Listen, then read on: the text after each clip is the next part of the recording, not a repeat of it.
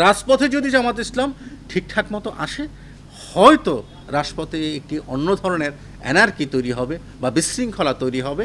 সেটার কারণে কিছুদিন পরে আবার জামাত ইসলাম পেছনে থাকবে। তাদের যে রাজনৈতিক কর্মকাণ্ড রয়েছে, তারা বিভিন্ন জায়গায় গোপনে গোপনে বৈঠক করবে। সেই কর্মকাণ্ডটা কিন্তু জামাত ইসলাম তৈরি করবে। জামাত ইসলাম যদি প্রকাশ্যে এককভাবে রাজনীতি করতে আবার এরকম আসে, আমার কাছে মনে হচ্ছে তারা রাজপথে তার শক্তি ক্ষয় করবেন, সরকার তাদের উপর শক্তি প্রয়োগ করবে। অনিবন্ধিত রাজনৈতিক দল আরও তো অনেক রাজনৈতিক দল রয়েছে, সুতরাং তারা রাজনীতি করলে জামাত ইসলামও রাজনীতি করতে পারবে।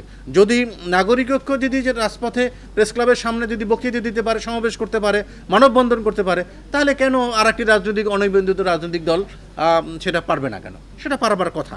জামাত ইসলামের সাথেও কিন্তু গণতান্ত্রিক আন্দোলনে জামাত ইসলামকে আওয়ামী লীগের মতো রাজনৈতিক দল গণতান্ত্রিক শক্তি মনে করেছে, যার প্রেক্ষিতে কিন্তু এরশাদ বিরোধী আন্দোলন করেছে,